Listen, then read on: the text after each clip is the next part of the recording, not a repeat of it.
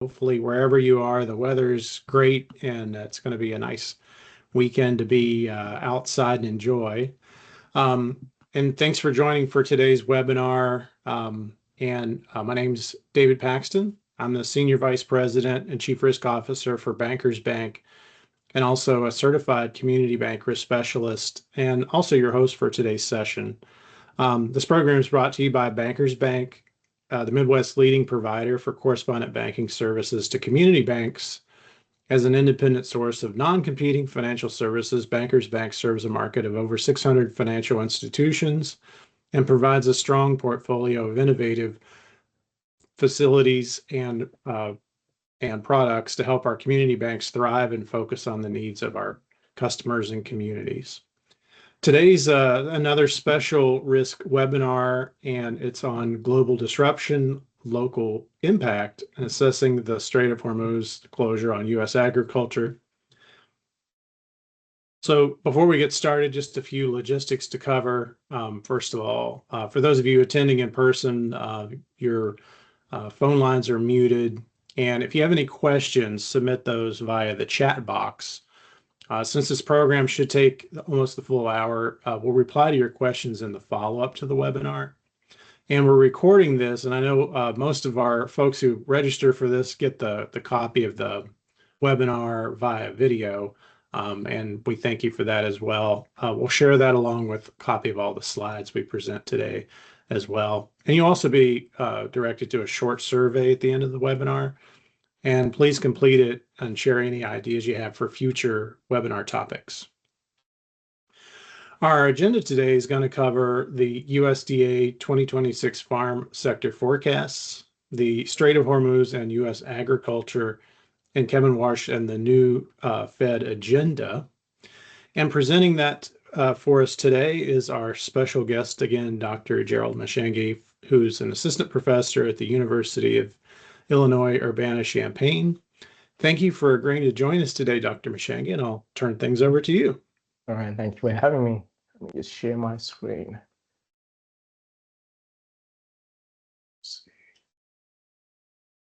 Okay, can you guys all see my screen? Yes, you're all set to go.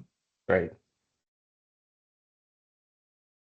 Okay, so today's agenda, I'm going to start off by going over the USDA's recent farm sector forecast. Although we've had an eventful past few months with the conflict in Iran, much of their forecasts have not been updated except for the production expenses. I'm just going to recap what those forecasts are for the year. I'm going to end up that section just discussing some of the headwinds we're likely going to be facing in the second half of 2026. So starting off with farm sector assets, these are forecast to increase by 3.2% in 2026, rising to $4.54 trillion. And as you can see, a substantial share of farm sector assets are actually held in farmland and real estate assets, and a much smaller share in non-real estate assets. Looking at debt, that's forecast to increase at a faster rate, up by 5.2% on a nominal basis, reaching $624.7 billion and 3.2% in real terms. Now, given that debt is going to be rising faster than assets, we're going to see a deterioration in solvency, particularly with the debt to asset ratio, and that's going to rise to 13.75%. And if we compare it to historical levels, particularly the 70s and most importantly, the 1980s, the farm crisis, the farm sector is still at much lower levels than what we saw during the farm crisis. However, when it comes to liquidity, we're likely going to see a lower current ratio. It's going to fall to 1.99% in 2026.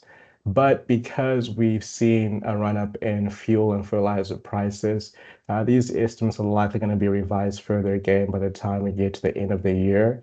And as you can imagine, a lot of working capital would have been used up given the run-up in prices during planting seasons. Now, when it comes to net farm incomes, and that's going to be the green line over here, those are forecast to fall in 2026, coming in at $153.4 billion. And if you take away accrual effects and looking at net cash farm income, Those are forecast to come in at $158.5 billion. Now, if we compare both metrics to their 2005 to 2024 averages in real dollar terms, so these are 2026 dollars, those values will be coming in above average. But if we look at the geographical distribution of average net cash farm income, across all regions of the United States, we're expecting to see increases in net cash farm income, with the Prairie Gateway increasing by 60%, followed by the Mississippi Portal increasing by 26%. Lower level is going to be along the Fruitful Rim at 6% and the Northern Crescent at 4%. Additionally, average net cash farm income is forecast to come in at $135,000 in 2026. And we focus on commodity specializations. We're seeing that cotton and wheat are going to see the most substantial increase in average net cash farm income, increasing by 625% and 115% respectively. Now, when it comes to cash receipts, it's actually forecast to decline in 2026 by 4.5% and reaching $514.7 billion. And also, if you focus more so on the split between these commodities, so with crops, you're going to see it coming in at $240.8 billion in 2026, and animal products or livestock is going to be coming in at $273.9 billion. Now, looking at the components of the crop cash receipts, soybean is going to remain relatively unchanged, coming in at $44.5 billion in 2026 compared to what they were last year. Whereas with corn, you're going to see an increase of to $63.7 billion compared to $61.6 billion the previous year. For specialty crops, fruits and nuts, those are going to increase slightly to $33.4 billion compared to 33 the previous year. And vegetables and melons are also going to increase to 26.2 billion compared to 25.5 last year. Now, we're expecting to see that cash receipts for animal products to fall. And the main reason why we're seeing lower cash receipts here is that we're going to be seeing lower prices for milk and eggs. So as you can see for dairy products and milk over here, in 2026, the forecast is expected to come in at $42.5 billion compared to $48.7 billion the previous year. However, for eggs, you're seeing a substantial reduction in cash receipts, falling from 26.2 billion to 8.9 billion. Again, this is due to lower prices. On the other hand, for cattle and calves, you're expecting to see an increase here this year to $133.1 billion compared to $127.9 in the previous year. And lastly, when it comes to direct government farm program payments, these are forecast to come in at $44.3 billion this year, which is a $13.8 billion increase compared to the previous year. And these payments include PLC and ARC as well. Now, production expenses have been revised higher, particularly as a result of the conflict in Iran. But the previous estimate had that farm-sector production expenses were going to come in at $477.7 billion, which is a 1% increase compared to last year in nominal terms, but in real terms, which would have been a 0.9% decline. Unfortunately, sectors such as fuel and fertilizer have jumped up considerably higher compared to the earlier estimates. So we're likely going to see higher production expenses be reported throughout the year. Additionally, if we just look at what those components are, the largest component for 2026 is going to be livestock and poultry purchases, followed by feed and labor. But with the increase in fertilizer and fuel prices, we're likely going to see fertilizer prices be higher this year, and as well as fuel prices too. Now, the USDA did release their 2027 forecast too, and they're saying that in 2027, we're likely going to be seeing higher chemical and seed costs in 2027, in addition to fertilizer prices being slightly higher as well.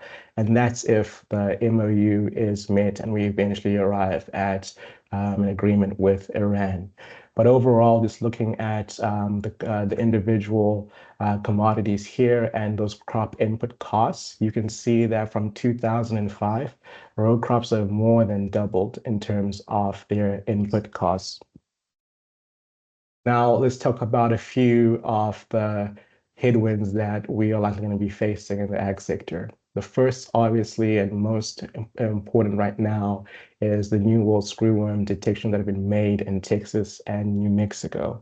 Fortunately, the cases that were detected in New Mexico are no longer active. However, Texas has reported numerous cases.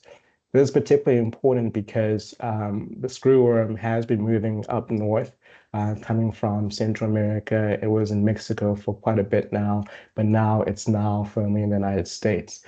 The issue with this particular screwworm is that the way it works is that a fly will find a mammal, any mammal, and so long as it has a wound, it will lay its eggs in it. And when the larvae hatch, the screwworm, it can actually kill a mammal within a week. So this is a serious, serious issue that could potentially impact the livestock industry. Some counties in Texas are being very particular and mindful and have imposed a few restrictions in terms of the movement of livestock just to address this issue. Currently, over the past 30 days, we have about 25 total animal cases. Of those, 22 are active.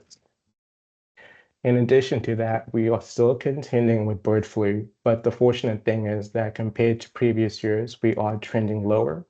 Currently, over the past 30 days, we have 39 domestic animal cases across 3 states. So that's in Texas, Utah, and Idaho. And as a majority, the impact is on cattle. So those 39 cases are all in cattle. But as you can see, the trend has been falling lower.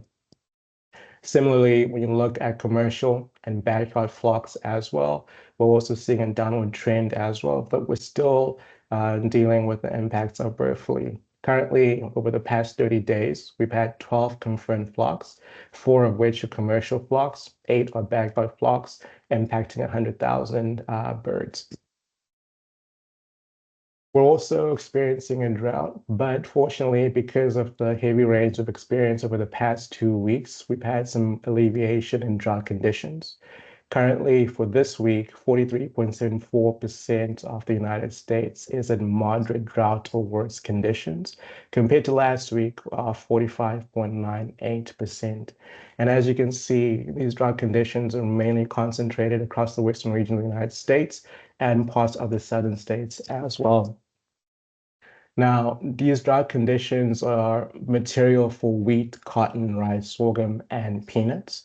But for us here in the Midwest, looking at our primary cash crops, soybeans and corn, you can see that for both soybean and corn, approximately 22% of production is within an area experiencing drought. So the majority of the planted crop is not in an area experiencing drought. However, for those commodities that I mentioned that are severely impacted by these conditions, if we look at wheat alone, approximately 60% of durum wheat production is in an area that's experiencing drought, whereas with winter wheat, that's at 57%. So a majority of the production is being impacted. Looking at cotton, that's at 58%, that's in drought regions, and for rice, that stands at 57%. And lastly, looking at sorghum, that's at 56% too. That's also in a region that's experiencing drought. Whereas for peanuts, it's less than half, but still significant at 44%. Now, the fortunate thing is that we are entering an El Nino phase. We're actually in it right now. And NOAA is actually predicting a super El Nino in 2026. So what are the implications? The implications are going to be that there will be some alleviation in drought conditions, particularly along southern states of the United States, where we're going to be seeing wetter conditions. The Pacific Northwest is going to be experiencing warmer conditions, and parts of the Midwest will be experiencing drier conditions. If we zoom out and we think about the global implications of El Nino, what we're going to be seeing that is that for Southeast Asia, we're going to be having wetter conditions in that region. And the primary production here is going to be rice and also palm oil. In South America, in Southeast South America, Brazil and Argentina are also going to be experiencing wetter conditions as well. Northern South America, Australia, and South Africa are likely going to be experiencing drier than normal conditions as well. And bearing in mind that when it comes to livestock production and as well as wheat production and especially crops, South Africa and Australia are major players in agriculture as well. So as we go throughout the year, we're going to be keeping track of these conditions, but this is what we're expecting to see domestically with the El Nino. What we're likely going to be fortunate to see is that these weather conditions are going to be a positive for agriculture conditions as we get towards the end of the year. We're likely going to have a warmer winter as well, just to keep in mind. The fortunate thing as well too is that we aren't really seeing much indication of heat stress, especially for the planted corn and soybean crop. For the Midwest, we're seeing equal chances, just looking at the temperature outlook for September, October, and November 2026. We have an equal chance of seeing above to below normal conditions. However, the surrounding states around us are likely going to be seeing above normal conditions in terms of temperature. Now, July is a critical time of the year for the growing season, particularly for corn. And looking at the 8 to 14 day precipitation outlook, so it's going to be valid from July 3 to the 9th. We're seeing that for the southern states, they're going to be having above normal levels of precipitation. And for us here in Illinois and in Indiana, we're going to be having below normal conditions, and the Pacific Northwest is going to be above. And then just looking at the seasonal outlook for September, October, and November, we're seeing that parts of the southern region of the United States is going to be above normal in terms of precipitation, and parts of the Pacific Northwest will be below. The other positive is, especially for corn and soybeans here in the Midwest, is that about 65% of the crop condition is rated as good and excellent. It's slightly below the levels we saw for 2025, 2024, and 2022. However, it's still a positive sign for corn and soybeans. And as you can see as well, that is a share of the condition of the crop. The majority of it is a fair or above. Another positive note is that given the crackdown on immigration we saw last year, we've seen that in the first half of 2026, H-2A program certifications are up 17%. If many of you recall what happened last year is that it was very difficult for producers to get labor to help them out with planting and harvest. And I think it appears that the Department of Agriculture, the Labor Department, and Department of Homeland Security have made strides in alleviating this stress point that many producers were experiencing. And if you look across the region as well, the majority of the state is seeing improved H-2A certifications across the board, which again is a positive. Now, given that, let's now think about the implications of the closure of the Strait of Hormuz, as it's been quite notable here in the United States, particularly when it comes to fertilizer prices. So visually, what I have here is a graphic of shipping volume. So these are the arrival of ships or transit calls. And as you can see, leading to the commencement of this war, we saw a total collapse in the arrival of ships through the strait. Now, I'll discuss why the strait is so important, but the takeaway is that this is the most critical choke point in the world when it comes to a waterway. And as you can see, compared to this gray dotted line, which is the 7-day moving average for 2025, we're currently at near zero levels when it comes to the ships passing through the strait. And as you can also see, the majority of the ships are tankers. And if we think about the trade volume that's coming through the strait, you can see again, tankers are carrying a bulk majority of this shipment. But again, similarly, you can see that shipping has virtually collapsed here. But given the signing of the MOU and the potential of an agreement, we started seeing an uptick in the volume through the strait. More important for today's discussion, however, is that of fertilizer. And you can see a similar trend here as well, given that you've seen the 7-day moving average go to literally zero since this war has commenced. compared to the 2025 7-day moving average. Now, why is the strait so important, particularly when it comes to fertilizer? The main fertilizer type that's really being impacted here on nitrogen fertilizers. And just focusing on the fertilizer types coming out of the region. For urea alone, the global share stands at 40%, and the key exporters there are Oman, Qatar, Saudi Arabia, and the UAE. DAP is at 23%, and MAP is at 12%, and the key exporters there are Saudi Arabia. Ammonia is at 26%, and sulfur is at 44%. Now, these figures clearly show how significant the share of trade that goes through this strait. But also remember that this region is also very important for nitrogen production, and nitrogen is a key feedstock for nitrogen fertilizers.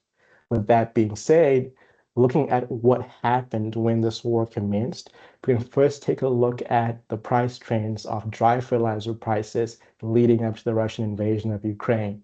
Although over the 12 months leading to the war, we saw fertilizer prices rise. The increase was also sharp when the war broke out, but thereafter we started seeing prices level off, fall, and then eventually level off.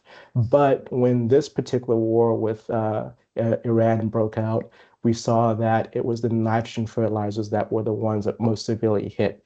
Some didn't move that much, but again, these nitrogen fertilizer prices were the ones that saw the largest jump.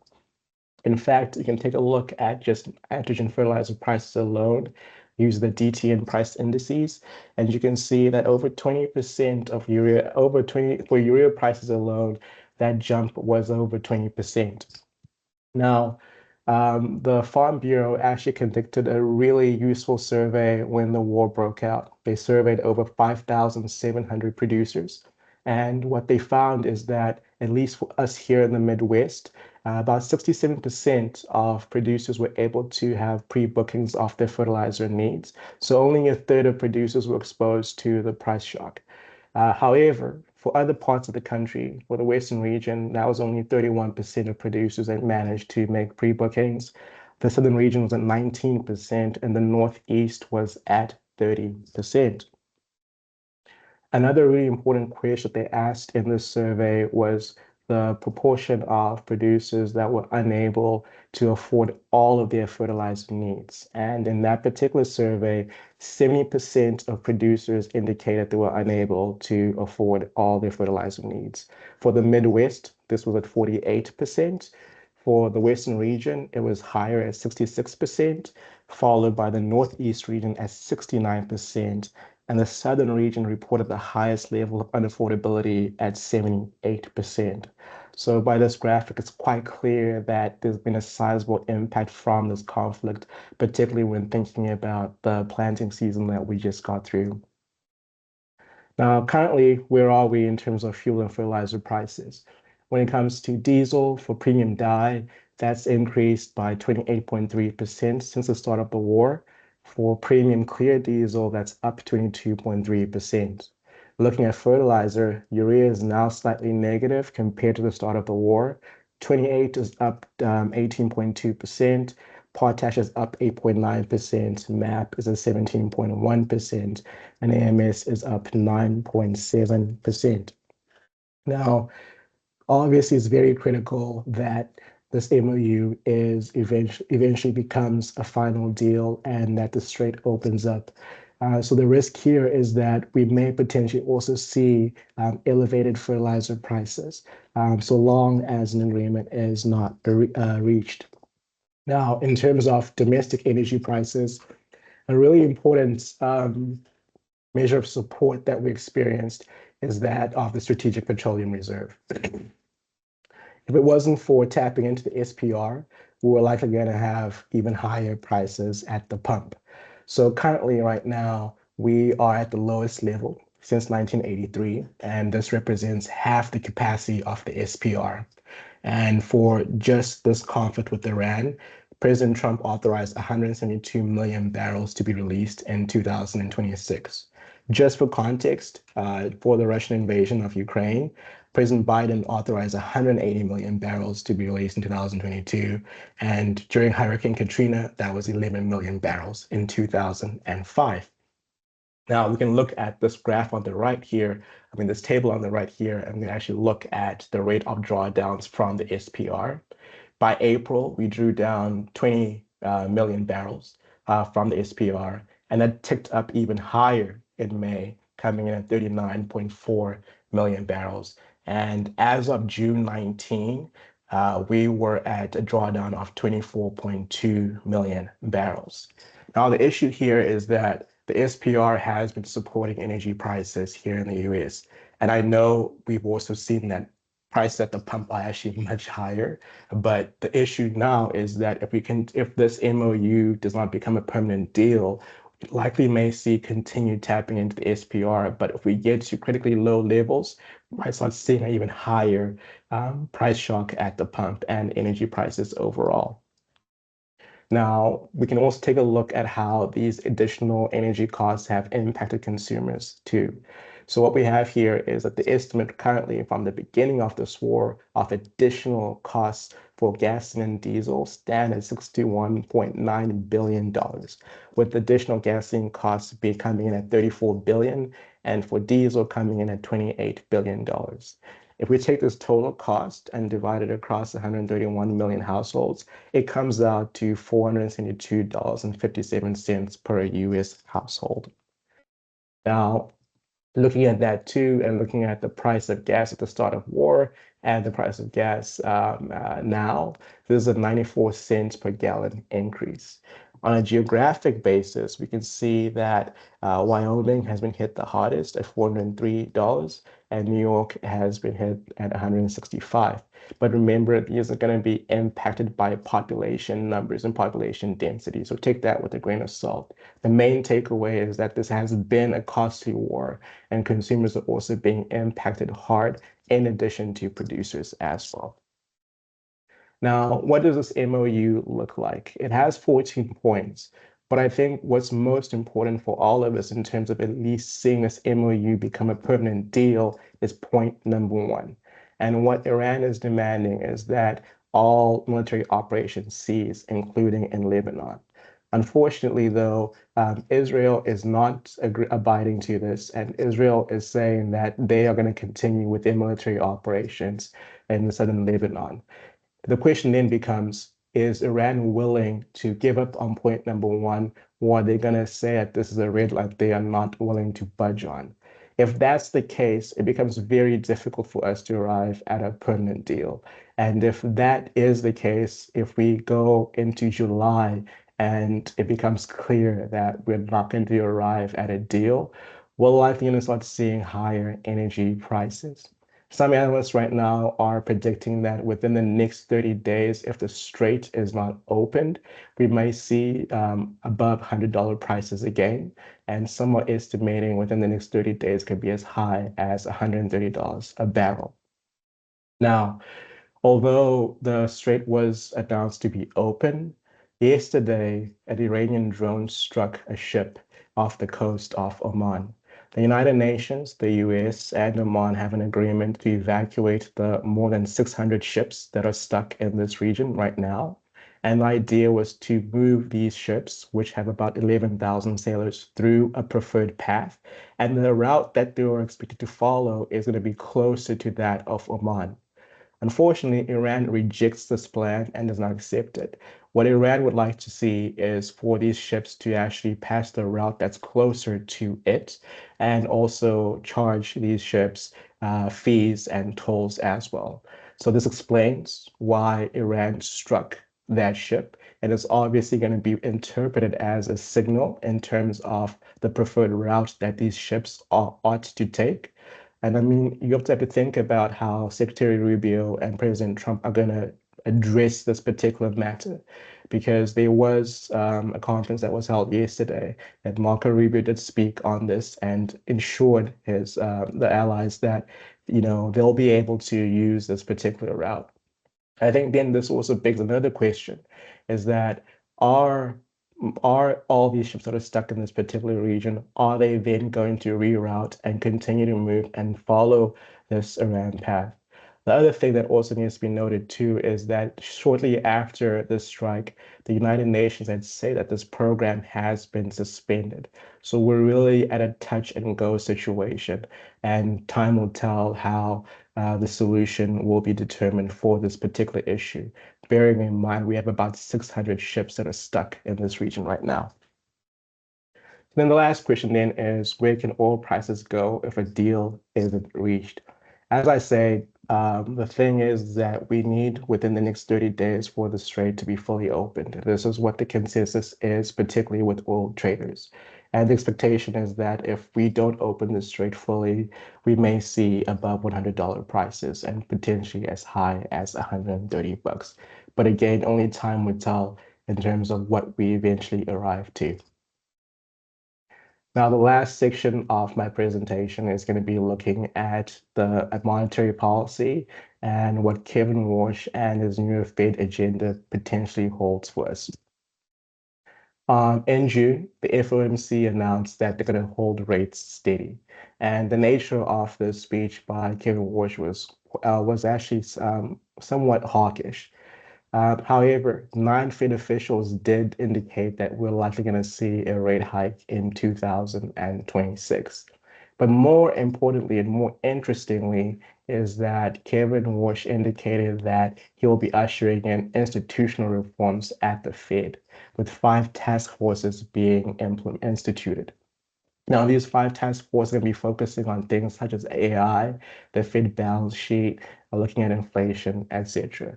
But another interesting thing that we got out of this press conference is that forward guidance might actually be a thing of the past. A lot of the debate in terms of trying to interpret this particular speech is what will Fed policy look like under his leadership?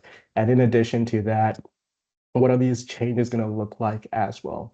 I think a positive thing for community banks is that the expectation for this year and moving into 2027 is deregulation for the banking sector, particularly for community banks and some regional banks. We're likely going to see a more friendly attitude towards mergers between banks, and also at the same time a relaxed or more simplified process for stress testing and examining capital adequacy as well.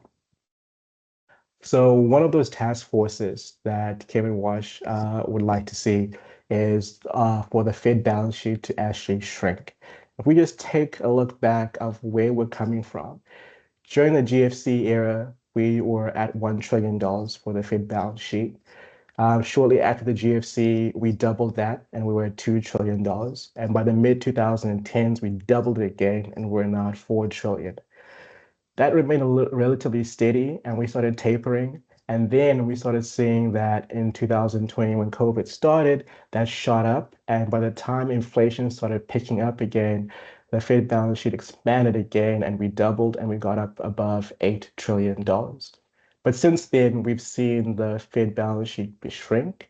However, by the end of 2025, we started experiencing liquidity shortages and we started seeing the Fed balance sheet pick up again. Now, Kevin Walsh has been very clear that one of his goals is to shrink the balance sheet. The question, though, is how are they going to do this? How fast and how aggressively are they also going to approach this as well? The expectation is by the end of the year, we're going to have a more clear policy framework of how this will be done as the task force starts to report some of their findings and their recommendations. Another aspect that the Fed is going to be focusing on is AI and its impact on the US economy. Now, the substantial share of jobs that are going to be impacted by AI are really in the white collar workforce. And if you look at the occupation by group, office and administrative support occupations are at a level of 75.5% of tasks, the potential exposure to AI automation, followed by business and financial operations and occupation at 68.4%, and computer and mathematical occupations at 62.6%. But a more interesting way to think about this and why people like Kevin Walsh and many others are interested in how the labor force is going to be impacted by potential AI automation is by thinking about the distribution of jobs and what share of those jobs are likely going to be impacted. So what I have here on this graph is on the x-axis is the share of tasks that can be performed by AI. On the y-axis, the share of US employment. As you can see, 0%, 29.4% of the US employment is likely not going to be impacted by AI. So again, 29.4%. But 28.6% is potentially exposed to AI automating those tasks from 0 to 50%, taking us to a total of 58%. But more importantly, it's 28.6% that has the potential to be impacted from 0 to 50. 42% of the share of US employment has the potential to be impacted by AI. And if you take a look at this more importantly, 25.5% has the potential of being impacted where tasks 90 to 99.99% of tasks could be performed by AI.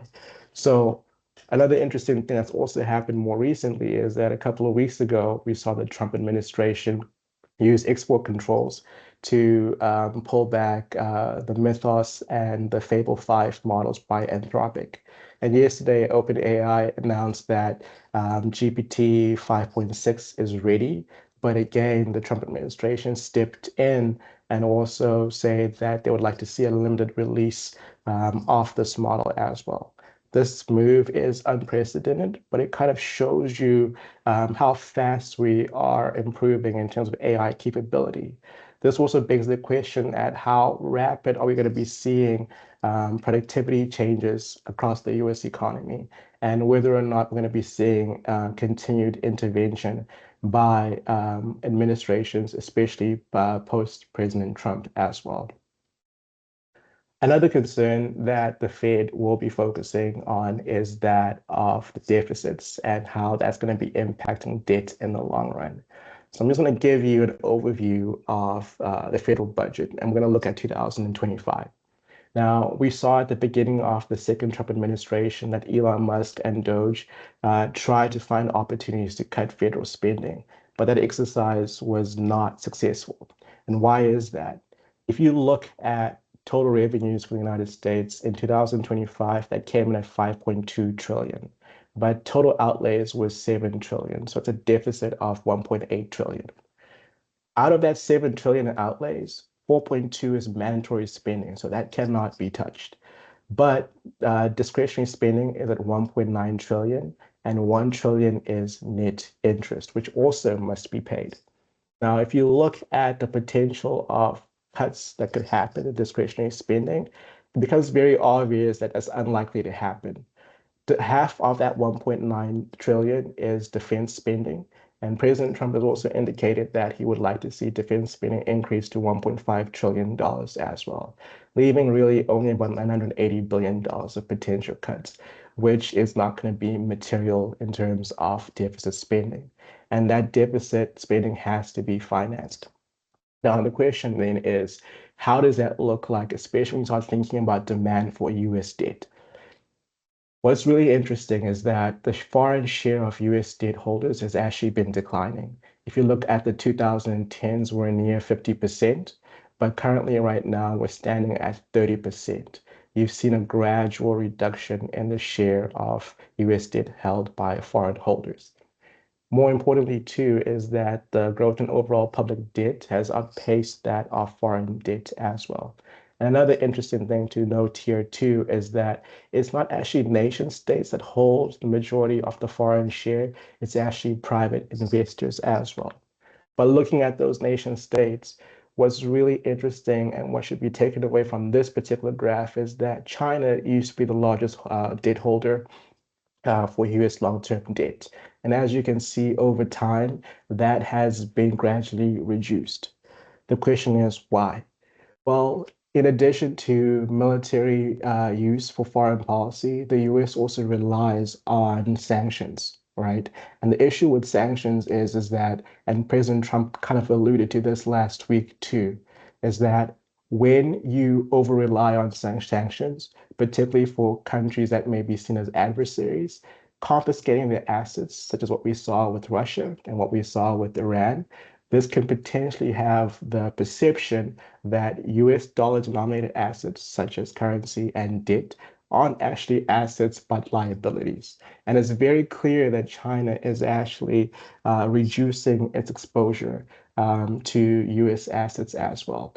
And this is particularly important because although China may be seen as an adversary by the US, we need to make sure that we have ample demand for US debt. If demand starts to shrink, or if those that demand US debt start asking for a higher rate of return, this is going to impact the cost of financing our spending here in the United States, and we may potentially see higher rates in the long run as well.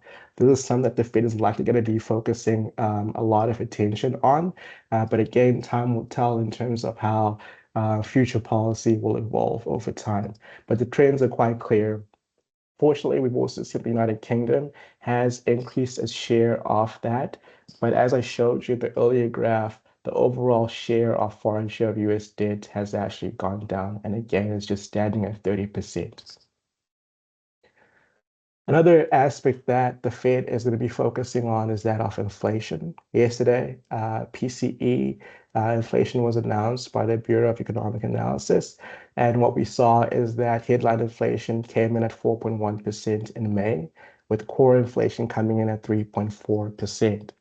In May, we saw consumer spending increase by $156.1 billion. Of that, $61.8 billion was on goods and 94.3 billion was on services. Looking at CPI, headline inflation was very similar to what we saw in the same month for PCE, coming in at 4.2%. And when it comes to core inflation, that came in at a lower rate at 2.9%. With the CPI, we can actually break down those components. And we can see that for food inflation, that came in at 3.1%, but for energy, that came in at 23.5% in May. Now, lastly, thinking about all that I've just discussed and where rates may potentially be going for the remainder of the year. As I mentioned earlier, too, non-Fed officials have indicated that we're likely going to see a rate increase in 2026. Looking at the futures market and what's likely going to happen, for the July meeting, the probability right now is that there's a 69% probability that rates remain the same, and a 31% probability that in the July meeting, we see rates potentially go higher by 25 basis points. However, as we get to September, those probabilities flip. There's a higher probability that rates will be higher by the September meeting, currently at 48.8% of rates going higher by 25 basis points compared to the current levels, and a 14.6 probability that they'll be at 400 to 425 basis points.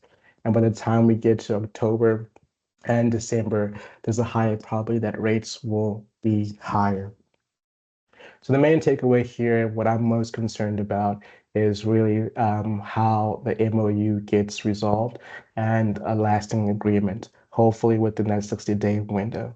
I think it's particularly important to think about that although we're done with planting season, when we get to harvest, we're still going to need to make sure that energy prices are still going to be affordable for producers as they get away with that. Again, time will tell, and hopefully we have good news by the end of the summer. With that being said, I'd like to thank you guys for your time and attention.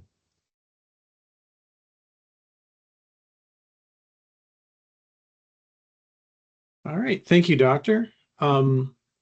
So a lot of good information today. A lot to take in and process on our side. And I really appreciate your comments today. You're welcome. Don't forget to submit your questions before you leave via the chat feature. We'll try to reply to as many as we can in a few days to make sure you get the information you need. And also make sure you take the survey so we can find some future topics to discuss as well. And we do have our next webinar coming up on August the 20th. And based on popular demand, it's the auditor's perspective on audit risk planning under the new FDIC thresholds, the regulations, and technology. And that will be presented along with us by Plant Moran. It's been a pleasure talking with you today, and thanks for joining us. Hope you gained some knowledge you can use right away. Bankers Bank can offer you professional assistance with handling risks through our risk management solutions division. And I hope that we'll see you on the next webinar. Thank you all so much and have a great weekend.